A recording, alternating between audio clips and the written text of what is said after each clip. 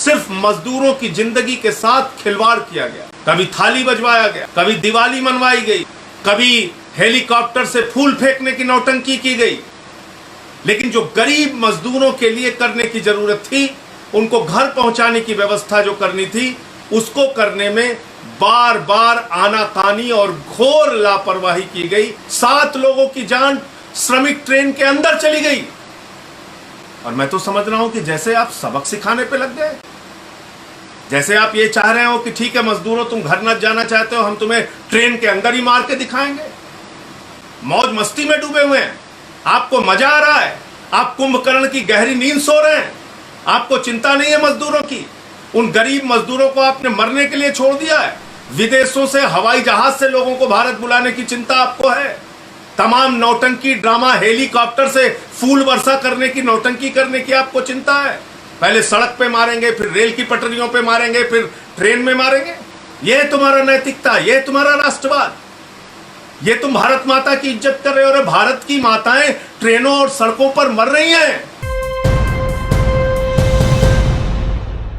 जैन साथियों, इस लॉकडाउन के दौरान हमने देखा कि सबसे ज्यादा पीड़ित तबका अगर कोई रहा लॉकडाउन के दौरान, तो वो था मजदूर तबका, वो था रोज कमाने रोज खाने वाले तबका, वो था प्रवासी मजदूरों का एक बड़ा वर्ग जिनकी संख्या करोड़ों में है पूरे देश में।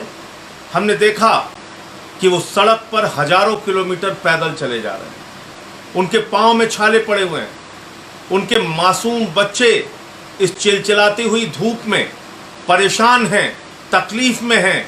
माया उनको अपने गोद पर बिठा के, अटैची पर लिटाकर उसकी चेन खींचते हुए लेके जा रहे हैं। हमने देखा रेल की पटरियों पे 16 लोग कटकर मर गए।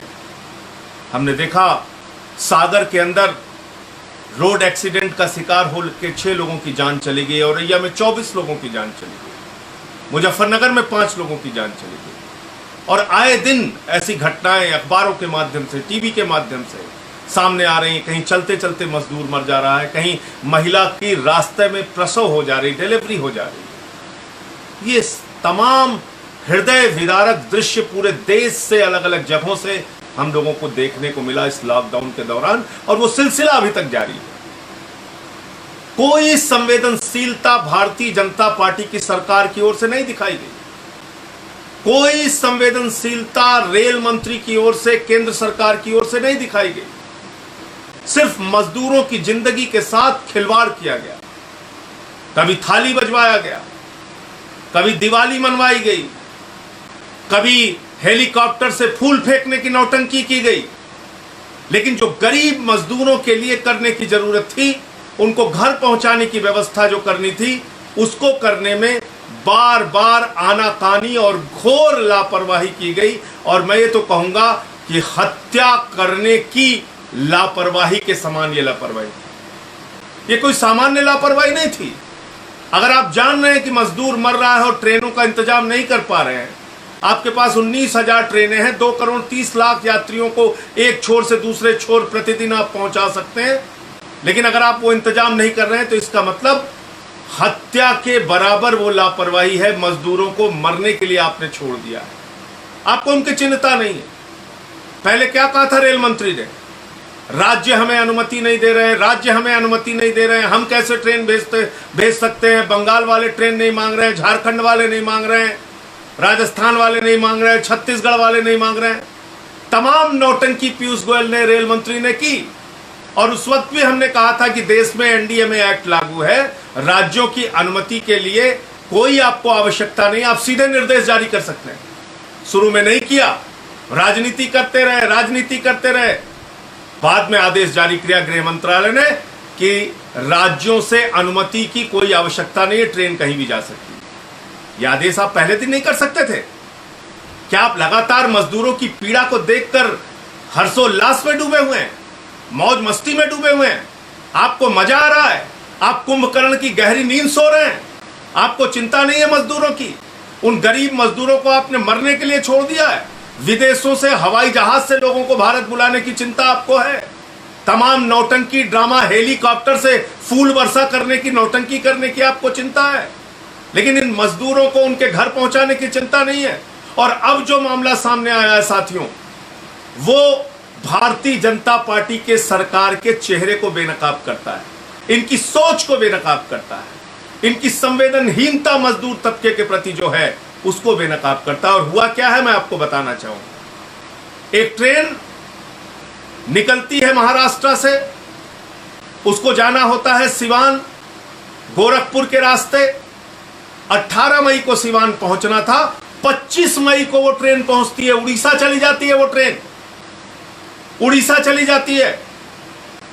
जो ट्रेन पटना पहुंचनी थी वो गया पहुंच जा रही है। 23 घंटे, 24 घंटे, 2 दिन, 5 दिन, यहां तक कि 7 दिन तक ट्रेन लेट पहुंच रही है, 7 दिन तक।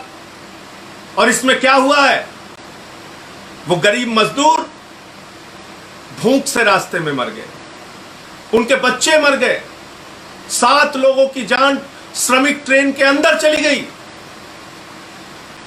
यह आपकी लापरवाही है, यह आपकी संवेदनहीनता है। आप पहले सड़क पर मार रहे हैं मजदूरों को, फिर ट्रेन की पटरियों पे मार रहे हैं, ट्रेन जो चला रहे हैं उस पर भी मार रहे हैं, भूखे प्यासे मार रहे हैं। भूखे प्यासे रह के वो मजदूर मर जा रहे हैं, उनके बच्चे मर जा रहे हैं। और आज जब से मैं ये खबर पढ़ा हूं मुझे यकीन नहीं हो रहा कि इतनी ज्यादा लापरवाही सरकार के द्वारा हो सकती है, इतनी ज्यादा संवेदनहीनता सरकार के द्वारा हो सकती है। यकीन नहीं हो रहा है, लेकिन ये सच है साथियों, ये सच है, ये हुआ है। आप बताइए, रेलवे ट्रैक पर ट्रेन 7 दिन तक चली जा रही है, कहां की कहां पहुंच जा रही है, किसी को कोई खबर नहीं। ऐसे तो रास्ते में कोई बड़ा एक्सीडेंट हो जाता, बड़ा हादसा हो जाता, पूरे रास्ते किसी को पता नहीं चला। ये दैनिक भास्कर की खबर है, 2 दिन के बदले 9 दिन में पहुंची श्रमिक ट्रेनें। भूख और प्यास से एक दिन में इन ट्रेनों में 7 मौतें हो गई। ट्रेनों में 7 मौतें, 2 दिन के बजाय 9 दिन में पहुंच रही है ट्रेन। 7 दिन ट्रैक पर बेपरवाह होकर ट्रेन चल रही है, रास्ते में कोई हादसा हो जाता, कोई घटना हो जाती। और अब कहां है पीयूष गोयल? रेलवे के ट्रैक पर चलने वाली ट्रेनों की तो जिम्मेदारी आपकी है। अभी तक तो आप सभी राज्य सरकारों को जिम्मेदार ठहरा रहे थे। इन 7 मौतों के लिए हत्यारा कौन है? इन 7 मौतों के लिए जिम्मेदार कौन है? इन 7 मौतों की वजह क्या है? इन 7 मौतों की वजह है घोर लापरवाही जो रेलवे और केंद्र सरकार के द्वारा की गई। और मैं तो समझ रहा हूं कि जैसे आप सबक सिखाने पे लग गए, जैसे आप ये चाह रहे हो कि ठीक है मजदूरों, तुम घर न जाना चाहते हो, हम तुम्हें ट्रेन के अंदर ही मार के दिखाएंगे। पहले सड़क पे मारेंगे, फिर रेल की पटरियों पे मारेंगे, फिर ट्रेन में मारेंगे। मैं देश की जनता से कहना चाहता हूं, इस संवेदनहीन सरकार के चेहरे को पहचानिए। ये नौटंकीबाज भारतीय जनता पार्टी के लोगों को पहचानिए। ये आपकी जिंदगी के साथ खिलवाड़ करने वाले ये भाजपाई नेताओं को पहचानिए, जिन्होंने आपको सिर्फ कीड़े मकोड़े की तरह जमीन पर, सड़क पर, ट्रैक पर, ट्रेन के अंदर मरने के लिए छोड़ दिया है। इनके चेहरे को पहचानिए। ये सिर्फ बड़ी बड़ी बातें करते हैं, नैतिकता की, राष्ट्रवाद की, भारत माता की।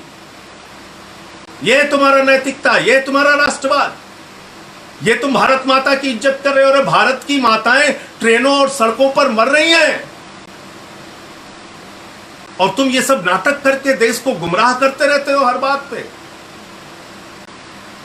अभी दिल्ली के अंदर भी ये लोग नाटक कर रहे हैं। भाजपाइयों ने एक अफवाह फैलाई दिल्ली के अंदर कि दिल्ली में कोरोना से मौतें ज्यादा हो रही हैं, केजरीवाल सरकार उसको कम करके दिखा रही है। ये दुष्प्रचार इन्होंने शुरू किया। अफवाह कंपनी भाजपा से तेज कोई है नहीं, झूठ फैलाने में भाजपा से तेज कोई है नहीं। तो दिल्ली सरकार का सहयोग करने के बजाय, केजरीवाल सरकार का सहयोग करने के बजाय लगातार भारतीय जनता पार्टी के लोग झूठ बोलते रहे और ये कहते रहे कि दिल्ली में मौतें ज्यादा हो रही, कोरोना से मौतें ज्यादा हो रही। कोई कह रहा 1000 मौतें हो चुकी, कोई कह रहा 1500 मौतें हो चुकी, कहीं एमसीडी का बयान आ रहा है, कहीं मनोज तिवारी का बयान आ रहा है, कभी कोई भाजपा का नेता बोल रहा है। इन बेशर्मों को शर्म नहीं आती? कोरोना के मौत के आंकड़ों पर भी घिनौनी और घटिया राजनीति करते हैं। दिल्ली के हाई कोर्ट ने बाकायदा आदेश जारी किया है और उसमें लिखा है कि दिल्ली में डेथ ऑडिट कमेटी बनी हुई है डॉक्टर्स की, एक्सपर्ट्स की। उन डॉक्टर्स की क्षमता पर दिल्ली उच्च न्यायालय को कोई संदेह नहीं है, यह उच्च न्यायालय खुद कहता है। माननीय उच्च न्यायालय ने कहा है डेथ ऑडिट कमेटी की एक्सपर्टीज पर हमको उनकी क्षमता पर किसी प्रकार का कोई संदेह नहीं है, और जो मौत का आंकड़ा दिल्ली सरकार के द्वारा, अरविंद केजरीवाल सरकार के द्वारा जारी किया गया है वो पूरी तरह से सच है। और जो हाई कोर्ट में याचिका दायर हुई थी इस संबंध में, उसको दिल्ली हाई कोर्ट ने खारिज कर दिया, यानी भाजपा के झूठ को खारिज कर दिया, भाजपा के चेहरे को बेनकाब कर दिया, भाजपा के अफवाह को बेनकाब कर दिया।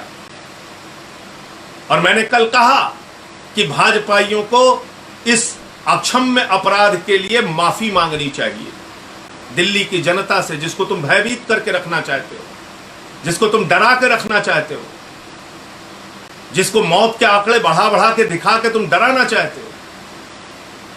तो ये थी दिल्ली हाई कोर्ट के संबंध में जो फैसला आया था उसकी जानकारी। दूसरा, पिछले 25 साल से लगातार भाजपाई सुबह से लेकर रात तक Gujarat model, Gujarat model, Gujarat model, पूरी दुनिया में डंका पीटते हैं गुजरात मॉडल। और उसी गुजरात से हमारे प्रधानमंत्री आदरणीय नरेंद्र मोदी जी आते हैं और उसी गुजरात से गृह मंत्री अमित शाह जी आते हैं। लेकिन क्या हुआ उस गुजरात मॉडल पे? अभी गुजरात हाई कोर्ट का भी एक फैसला आया है, ध्यान से सुनिएगा। और गुजरात हाई कोर्ट ने कहा है गुजरात की स्वास्थ्य सेवाएं डूबता हुआ टाइटैनिक जहाज है। गुजरात की स्वास्थ्य सेवाएं डूबता हुआ टाइटैनिक जहाज है। गुजरात के अस्पतालों में पीपीई किट का अभाव है, गुजरात के अस्पतालों में वेंटिलेटर और बेड का अभाव है, गुजरात के अस्पताल काल कोठरी और तहखाने में तब्दील हो गए हैं। ये मैं नहीं कह रहा हूं, ये आम आदमी पार्टी नहीं कह रही है, ये गुजरात के उच्च न्यायालय की टिप्पणी है, हाई कोर्ट की टिप्पणी है।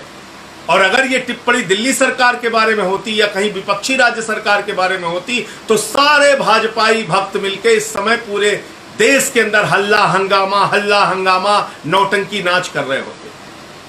लेकिन क्योंकि गुजरात के बारे में ये टिप्पणी है, गुजरात के मॉडल पे ये टिप्पणी है, गुजरात की स्वास्थ्य सेवाओं की बदहाली पर यह टिप्पणी है, तो पूरी की पूरी भारतीय जनता पार्टी खामोश है। अरे क्यों नहीं जवाब देते प्रधानमंत्री जी और अमित शाह जी और रूपानी जी कि गुजरात में ये स्वास्थ्य सेवाओं की हालत क्यों है?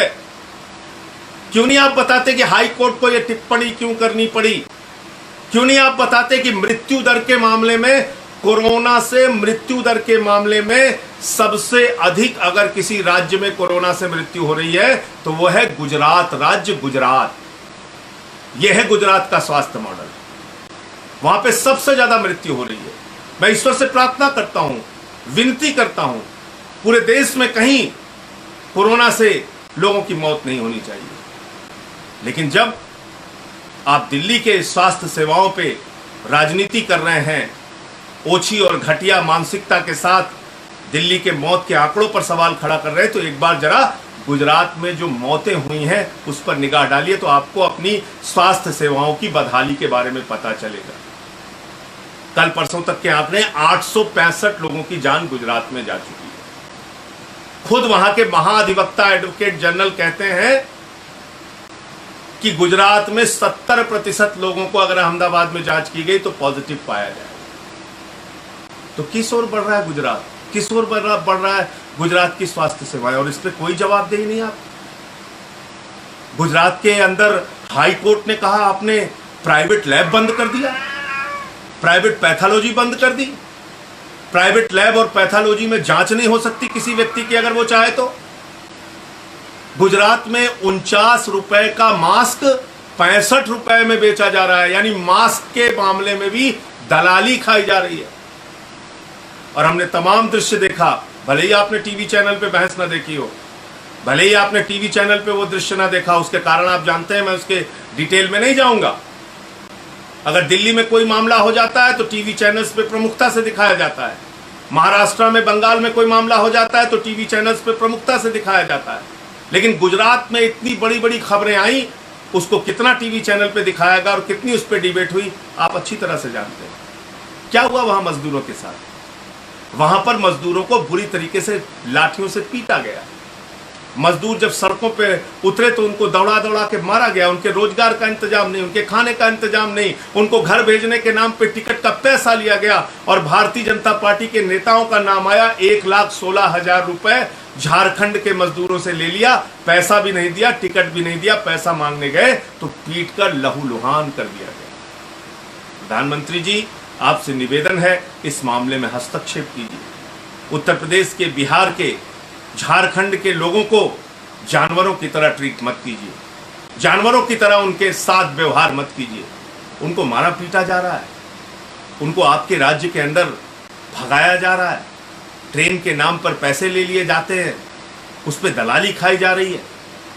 तो मैं समझता हूं कि आज कम से कम भारतीय जनता पार्टी को देश की दूसरी राज्य सरकारों पर सवाल उठाने का कोई नैतिक अधिकार नहीं है।